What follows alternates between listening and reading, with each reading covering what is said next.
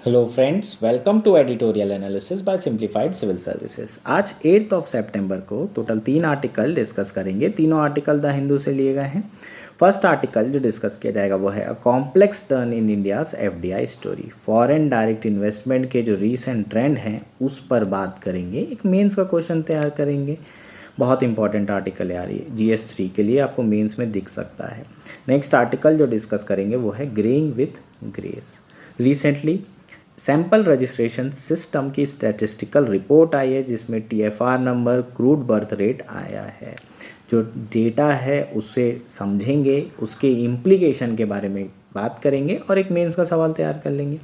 Next article जो discuss करेंगे वो है roles and loopholes. Recently Aland constituency थी जो कर्नाटका में थी, वहाँ पर एक कंट्रोवर्सी हुई है, उस पर बात करेंगे। बहुत इंपॉर्टेंट है ये इलेक्टोरल रिफॉर्म्स के पर्सपेक्टिव से। अगर आपको हमारा एनालिसिस पसंद आ रहा है तो प्लीज़ आप लोग लाइक करिए, शेयर करिए, सब्सक्राइब करिए, वीडियो को हाइप करिए। और अगर आपको इसकी PDF चाहिए तो आप हमारा टेलीग्राम चैनल ज्वाइन कर सकते हैं। वहाँ मैं बहुत सारे क्वेश्चंस भी डालता हूँ मेंस के, और उनके आंसर भी डालता हूँ। वही चीज़ यहाँ पर डिस्कस भी कर लेते हैं, तो नोट्स भी आप वहाँ से बना सकते हैं। अगर आपको कोई भी इशू है तो आप वहाँ पर कमेंट करके पूछ भी सकते हैं। आइए शुरू कर लेते हैं हमारा एनालिसिस। हमारा फर्स्ट आर्टिकल है a complex turn in India's FDI story. Article the Hindu में आया है GS3 इकोनॉमिक्स मेंस के पर्सपेक्टिव से। बहुत इंपॉर्टेंट आर्टिकल है, प्रीलिम्स के पर्सपेक्टिव से भी इक्वली इंपॉर्टेंट है। FDI एज अ कंसेप्ट के ऊपर क्वेश्चन आते हैं। जो करंट डेटा है उससे संबंधित भी आपको क्वेश्चन पूछे जा सकते हैं। सो जो रिसेंट ट्रेंड्स हैं उसके बारे में तो हम बात करेंगे ही, FDI के उसके इम्प्लीकेशन के बारे में भी चर्चा करेंगे। जो अभी FDI की स्टोरी है इंडिया में वो किस तरीके से इवॉल्व हुई है, सारे एस्पेक्ट को समझेंगे और प्लस वे फॉरवर्ड और कंक्लूजन की बात करेंगे। एक मेंस का क्वेश्चन तैयार करेंगे। FDI क्या होता है? Foreign direct investment. FDI को डिफाइन कैसे किया जा सकता है ना? UPSC प्रीलिम्स में क्वेश्चन आ चुका है, बहुत सारे बच्चों ने गलत किए थे। उसमें ऑप्शन में लिखा था FDI क्या है? नॉन डेब्ट कैपिटल रिसीट्स। ठीक है, अब ये नॉन डेट कैपिटल रिसीट्स का मतलब क्या होता है?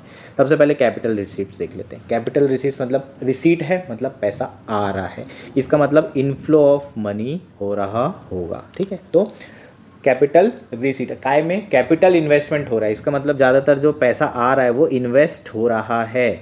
और किस में? कंपनीज बनाने में, इन्वेस्टमेंट इंफ्रास्ट्रक्चर बनाने में किया जा रहा है, सर्विसेज में, मैन्युफैक्चरिंग में। सो जो पैसा आ रहा है वो इंडिया में इन्वेस्ट हो रहा है, कैपिटल रिसीट की तरह पैसा आ रहा है। अब पैसा दो तरीके से आ सकता है। हो सकता है कि फॉरेन के जो लोग हैं है ना, फॉरेन इन्वेस्टर्स, वो यहाँ पर आएँ और लोन दें इंडिया वालों को, और फिर लोन दे करके वो पैसा वापस लेके चले जाएं, तो वो क्या होगा? डेट कैपिटल रिसीट्स होंगी। ठीक, लेकिन जो FDI होता है वो नॉन डेट होती है। इसका मतलब ऐसे रिटर्न लेकर नहीं जाएंगे, अब मतलब लोन वगैरह नहीं दे रहे हैं, इस पर कोई अपने को रीपेमेंट नहीं करना होता। वो आते हैं बाहर से, यहाँ इंडिया में इन्वेस्ट करते हैं, उसका जो भी उन्हें रिटर्न मिलता है वो उसका प्रॉफिट ज़रूर लेके जा सकते हैं, पर उस पर्टिकुलर पैसे के का रीपेमेंट नहीं करना होता, इसलिए इसे नॉन डेट कैपिटल रिसीट्स कहा जाता है। ये FDI होता है। सबसे पहले FDI का कंसेप्ट आपको समझ में आ गया होगा। नाउ एक मेंस का जो क्वेश्चन तैयार करना है वो देख लेते हैं कि क्या क्वेश्चन आएगा। Despite rising gross inflows India net FDI has sharply decline. क्या कह रहा है स्टेटमेंट पहला? कि इंडिया का जो FDI इनफ्लो है, ग्रॉस इनफ्लो, वो तो लगातार बढ़ रहा है, लेकिन नेट FDI शार्पली डिक्लाइन होता दिख रहा है। Discuss reason and its implication for India's economic growth and also suggest some measure for this decline. ठीक, तो क्या मेजर्स किए जा सकते हैं सो दैट कि हम FDI की जो स्टोरी है उसे बदल सकें, इंडिया के फेवर में ला सकें। शुरू कर लेते हैं। सबसे पहले कॉन्टेक्स्ट इंट्रोडक्शन की बात करते हैं। FDI has remained a major contributive factor in India economic landscape since the first wave of investment began in the wake of 1991 reforms. 1991 के बाद से FDI इंडिया की ग्रोथ स्टोरी में मेजर कॉन्ट्रीब्यूटर रहा है। FDI ने क्रूशियल रोल अदा किया है in the modernisation of India industrial base, leading to technological innovation and linking the country more deeply with the global market. जब बाहर से जो पैसा आता है उससे हो क्या रहा है? बाहर से मनी आ रहा है, कैपिटल आ रही है, वो कैपिटल इंडिया में इन्वेस्ट होगी, अगर इन्वेस्टमेंट होगा तो ऑब्वियसली एग्रीगेट डिमांड बढ़ेगी, एग्रीगेट डिमांड बढ़ेगी तो एग्रीगेट सप्लाई बढ़ेगी, और सप्लाई बढ़ेगी तो प्रोडक्शन बढ़ेगा, और प्रोडक्शन बढ़ेगी तो जीडीपी बढ़ेगी, जीडीपी बढ़ेगी तो एम्प्लॉयमेंट बढ़ेगा। लेकिन ये जो पैसा है इकॉनमी के बाहर से आ रहा है, सो इकॉनमी में जो पैसा था उससे तो ऑलरेडी है ना वो फ्लो तो चल ही रहा है मनी का, लेकिन एक्स्ट्रा मनी जो आई है उससे ओवरऑल डेवलपमेंट बढ़ रहा है, प्रोडक्शन बढ़ रहा है, और जीडीपी बढ़ने से इकॉनमी एक्सपांड हो रही है। साथ में ये अपने साथ टेक्नोलॉजी लेकर आते हैं, जो बाहर की कंपनी आती है मल्टीनेशनल कंपनीज, वो टेक्नोलॉजी लाती है, कल्चर लाती है, कंपटीशन बढ़ाती है, ओवरऑल इकॉनमी को बहुत फ़ायदा होता है।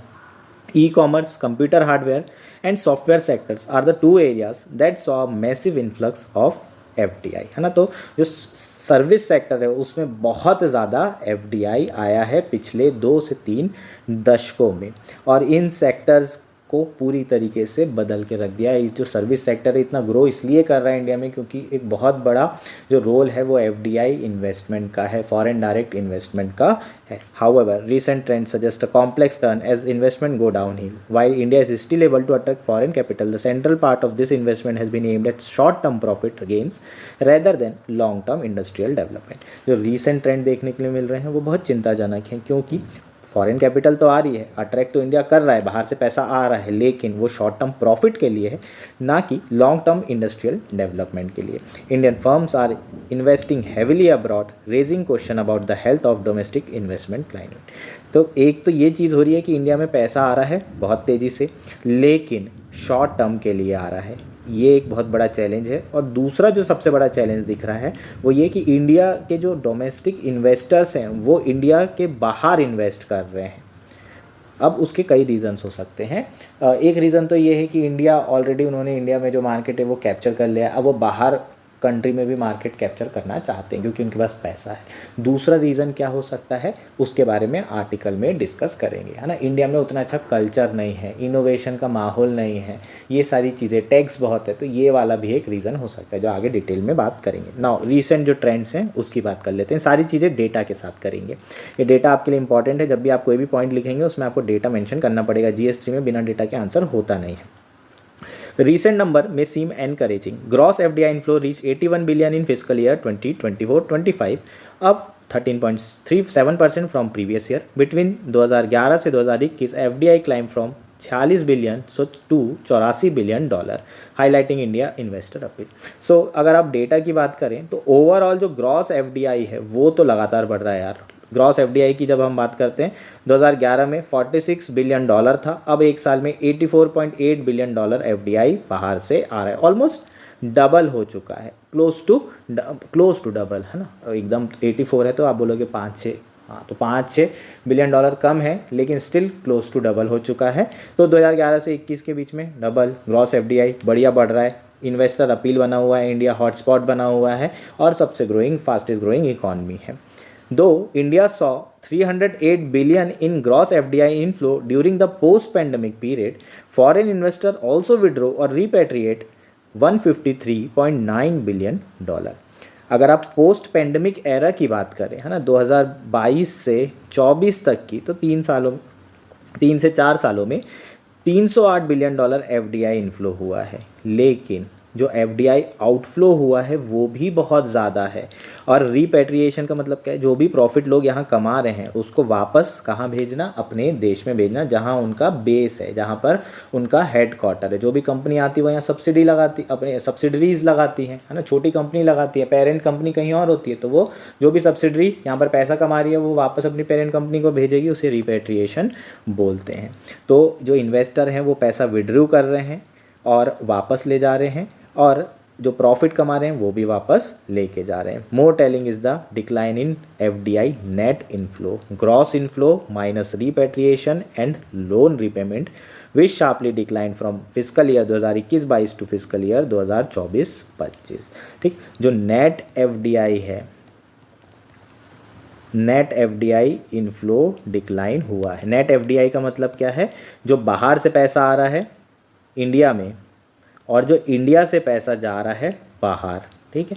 सो इंडिया में जो पैसा आ रहा है माइनस जो इंडिया से बाहर जा रहा है, ये आपका नेट एफडीआई इनफ्लो होगा।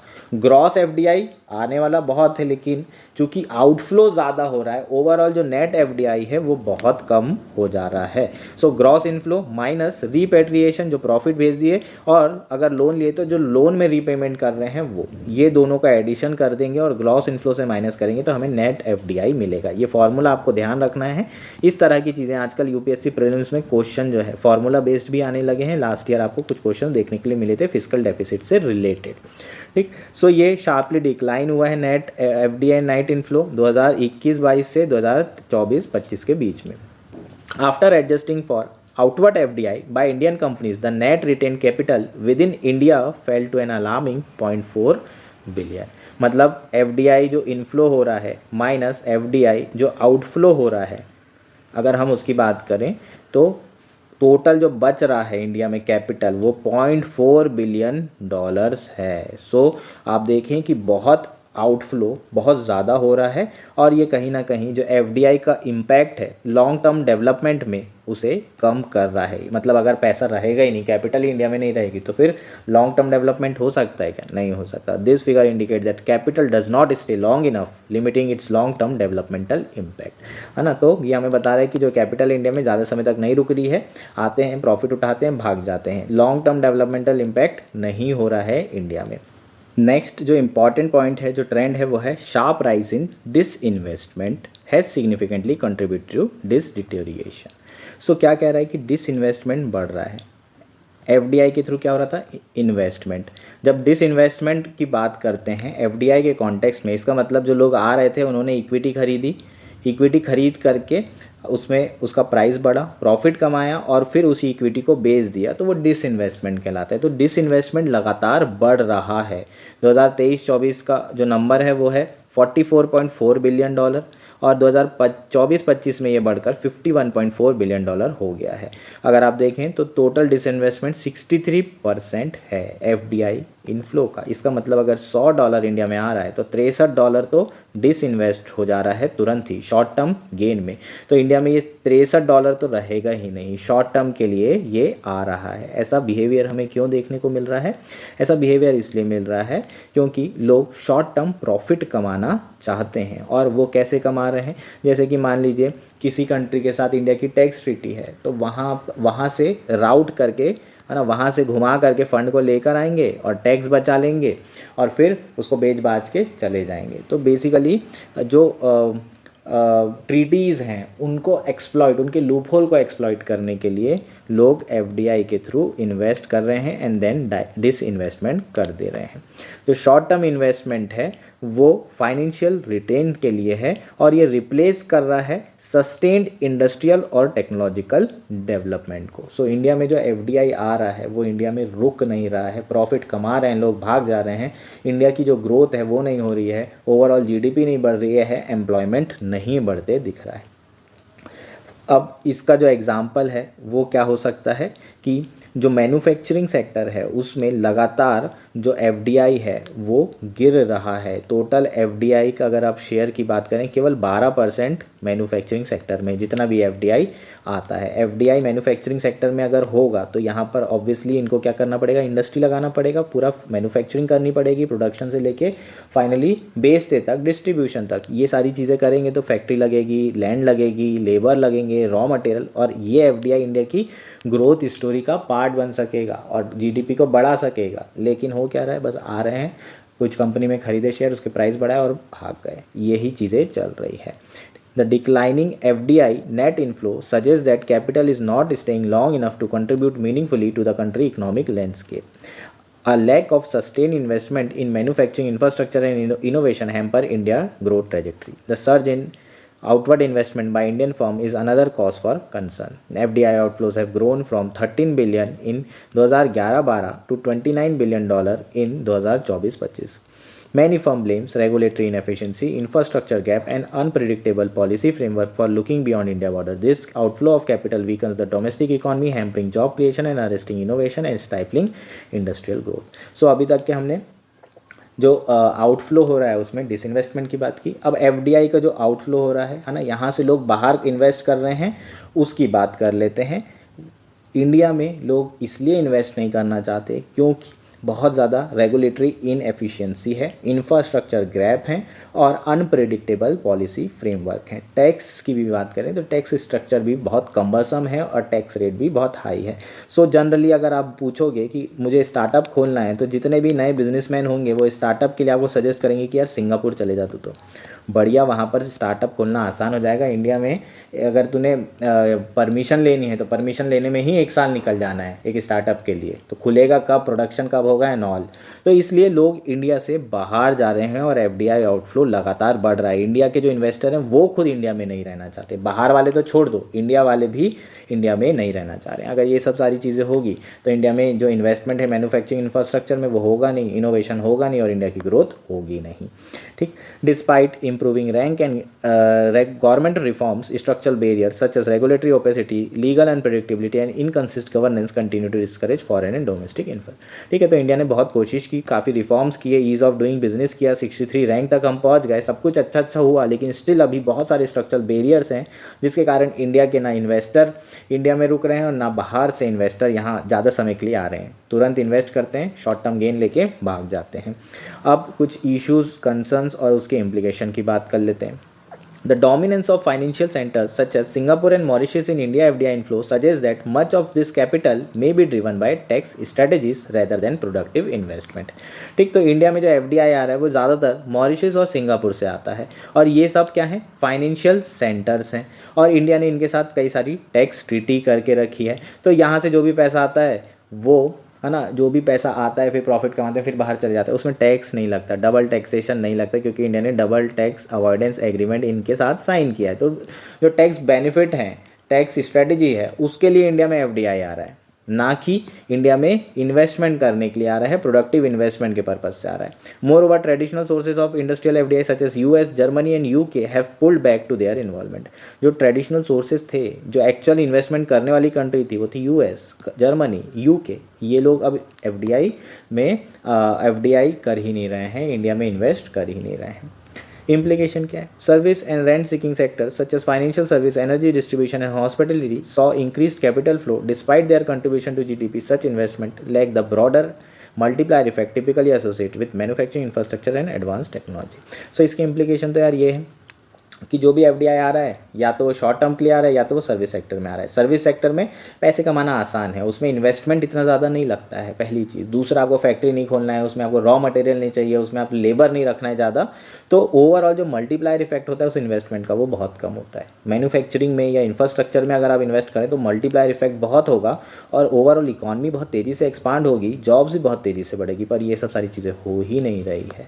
अब ये सब सारी चीज़ें नहीं होगी तो बहुत दिक्कत जाएगी, है ना। तो बहुत दिक्कत जा ही रही है। इंडिया की ग्रोथ नंबर 6-7% है, लेकिन इंडिया का पोटेंशियल ग्रोथ देखेंगे तो डबल डिजिट में इंडिया आराम से ग्रो कर सकता है। FDI inflow serve as a source of capital, support the balance of payment and provide a cushion for currency. As FDI net inflow decline, the implication for external account management and monetary policy flexibility become more concerning. So macro economic stability के लिए भी यार issue है। अगर FDI short term के लिए आता है तो फिर और दिक्कत हो सकती है, जैसे कि करेंसी मैनेजमेंट में प्रॉब्लम हो सकती है। इंडिया की जो करेंसी अगर बार बार आना जाना करेगा पैसा तो डेप्रिशिएट होगी और वोलाटाइल हो जाएगी। मॉनेटरी पॉलिसी फ्लेक्सिबिलिटी भी नहीं रहेगी, है ना। मॉनेटरी पॉलिसी भी किसके हिसाब से चेंज करना पड़ेगा कि इंडिया में कितना फॉरेक्स है। एक्सटर्नल अकाउंट जो मैनेजमेंट है उसके लिए भी दिक्कत आ सकती है अगर एफडीआई इनफ्लो डिक्लाइन होगा और क्वालिटी एफडीआई इनफ्लो डिक्लाइन होता है तो ये सब सारे इश्यूज आ सकते हैं। बीओपी क्राइसिस भी आ सकता है क्योंकि शॉर्ट टर्म के लिए पैसा कर रहा है। जो शॉर्ट टर्म के लिए पैसा आता है जाता है उसे हॉट मनी भी कहा जाता है, लेकिन एफडीआई मनी को जनरली हॉट मनी नहीं मानते। एफपीआई मनी को, फॉरेन पोर्टफोलियो इन्वेस्टर को ही हॉट मनी में कंसिडर किया जाता है। लेकिन जिस तरीके से अभी शॉर्ट टर्म के लिए एफडीआई आ रहा है तो आने वाले टाइम पे हो सकता है कि जो हॉट मनी का कवरेज है उससे बढ़ा दिया जाए ना। ये कंक्लूजन हो जाएगा। उससे पहले वे फॉरवर्ड देख लेते हैं। इंडिया को क्या करने की ज़रूरत है? इंडिया को प्रायोरिटाइज करना है रिफॉर्म, सो दैट कि लॉन्ग टर्म कमिटमेंट जो लॉन्ग टर्म इन्वेस्टर्स हैं वो इंडिया में आ सके और इकॉनमी में जो इन्वेस्टमेंट है वो लंबे समय तक रह सके। इसके लिए इंडिया को रेगुलेशन सिंप्लीफाई करना ज़रूरी है, पॉलिसी में कंसिस्टेंसी ज़रूरी है, टैक्स स्ट्रक्चर को रिफॉर्म करना ज़रूरी है, इंफ्रास्ट्रक्चर बिल्ड करना पड़ेगा, अपनी जो ह्यूमन रिसोर्स है उसको बेहतर करना पड़ेगा, स्किल बिल्डिंग, एजुकेशन एक्सपांड, ये सब सारी चीज़ें करनी पड़ेगी सो दैट कि इंडस्ट्री की जो डिमांड है वो मीट हो सके। अगर सारी चीज़ें यहीं पर हो जाएगी तो लोग बाहर क्यों जाएंगे, ये ध्यान रखने की ज़रूरत है। अब ये आपका कंक्लूजन हो जाएगा, कंक्लूजन यहाँ से देख के लिख लेना है ना। इसमें यहाँ पर इसने सम अप किया है जो वे फॉरवर्ड है उसको। Streamline regulation, infrastructure upgrade, policy stability and renew trust in institution may helpful this priorities. Equally crucial is investing in human capital to attract high value sectors such as advance manufacturing, clean energy and FDI. India stands at the cross road in the FDI conundrum. ठीक, तो यहाँ पर बोला है कि India को ये चीज़ें करनी चाहिए सो दैट कि इंडिया जो है लॉन्ग टर्म ग्रो कर सके। होपफुली ये सारी चीज़ें क्लियर है। हमारा नेक्स्ट आर्टिकल है greying with grace. Article the Hindu में आया है GS3 mains GS1 Indian society के पर्सपेक्टिव से काफ़ी इंपॉर्टेंट आर्टिकल है, इकोनॉमी के पर्सपेक्टिव से भी इक्वली इंपॉर्टेंट है। Recently sample registration system statistical report आई है और जो डेमोग्राफिक चेंज से रिलेटेड डेटा है वो आया हुआ है, उसी डेटा के बारे में बात करेंगे। डेटा बेस्ड चीज़ें आपको पूछी जा सकती है प्रीलिम्स में भी। इसके अलावा कुछ बेसिक कंसेप्ट हैं जैसे कि crude birth rate, total fertility rate, ये भी बात इसके बारे में भी चर्चा करेंगे। एक मेंस का क्वेश्चन तैयार कर लेते हैं। मेंस क्वेश्चन आपको क्या पूछा जा सकता है? With India's total fertility rate falling below the replacement level and it's elderly population rising, the country is entering a crucial phase of demographic transition. क्या कह रहे हैं? TFR लगातार गिर रहा है और इंडिया की जो पॉपुलेशन है वो एज हो रही है, डेमोग्राफिक ट्रांजिशन देखने को मिल रहा है। इसके इकोनॉमिक एंड सोशल इम्प्लीकेशन क्या हो सकते हैं और कुछ स्ट्रेटजी आपको सजेस्ट करनी है। सो ये क्वेश्चन हम डिस्कस करेंगे लास्ट में। एक बार मैं आपको पहले आर्टिकल बता दूं और ये सारी चीज़ें आपको टेलीग्राम में भी मिल जाएगी प्रॉपर आंसर के साथ में। ठीक, सो रिसेंटली रिपोर्ट आई है sample registration system statistical report, जिसमें बताया गया है कि इंडिया का जो क्रूड बर्थ रेट है और टोटल फर्टिलिटी रेट है वो गिर रहा है। As per the SRS data for 2023, India CBR defined as a number of annual live birth in a population per 1000 people had decline to 18.4, a drop from 19.1 in 2022। So crude birth rate 18.4 हो चुका है 2023 में, 2022 में ये 19.1 था। Crude birth rate होता क्या है?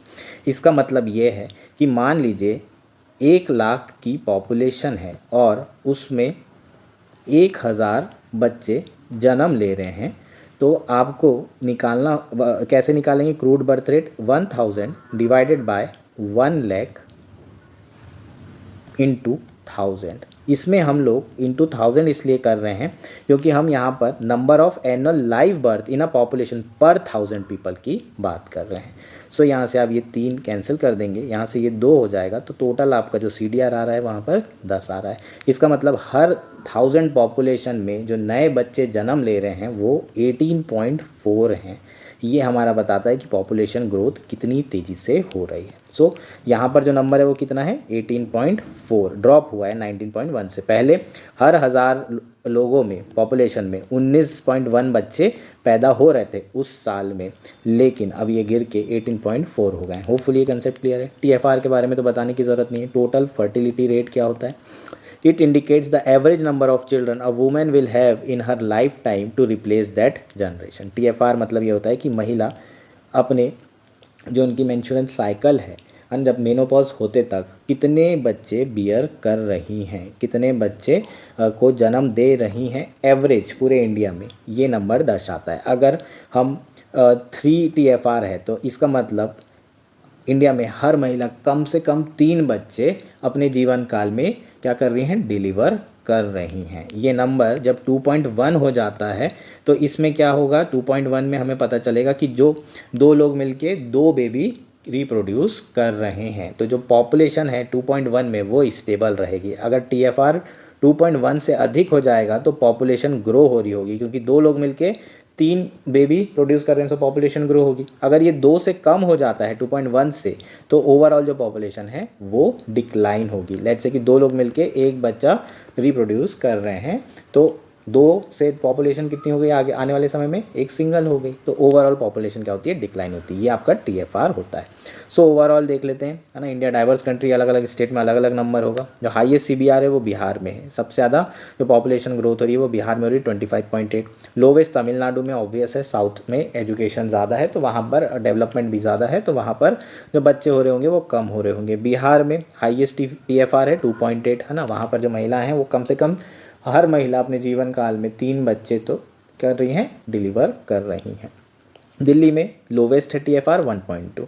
18 स्टेट और यूनियन टेरिटरी ऐसे हैं जहां पर रिप्लेसमेंट लेवल मतलब 2.1 से TFR क्या है, कम है। 18 स्टेट और यूटीज़ ऐसे हैं जहां पर TFR 2.1 रिप्लेसमेंट लेवल से कम है। और जहां पर TFR ज़्यादा है 2.1 से, वो जनरली नॉर्थ इंडिया के हैं और पुअर स्टेट्स हैं, बिहार, यूपी, मध्य प्रदेश, राजस्थान, छत्तीसगढ़, और फिर दिल्ली, वेस्ट बंगाल, तमिलनाडु एंड महाराष्ट्र। ये कुछ ऐसे स्टेट्स हैं जहाँ पर TFR 2.0 से कम हो चुका है। इसका मतलब यहाँ पर पॉपुलेशन डिक्लाइन हो रही होगी।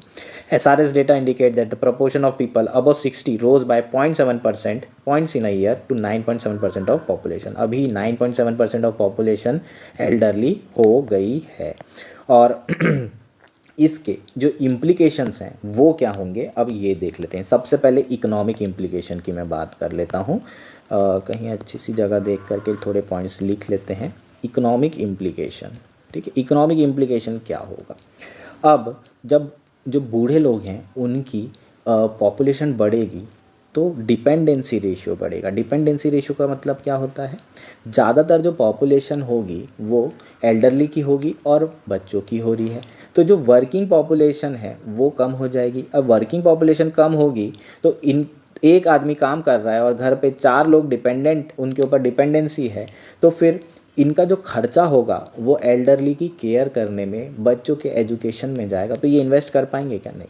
सो सेविंग्स नहीं हो पाएगी, कंजम्पशन में खर्चा चला जाएगा, और सेविंग नहीं होगी तो इन्वेस्टमेंट नहीं होगा, और इन्वेस्टमेंट नहीं होगा तो ग्रोथ कहाँ से होगी, और GDP नहीं बढ़ पाएगी।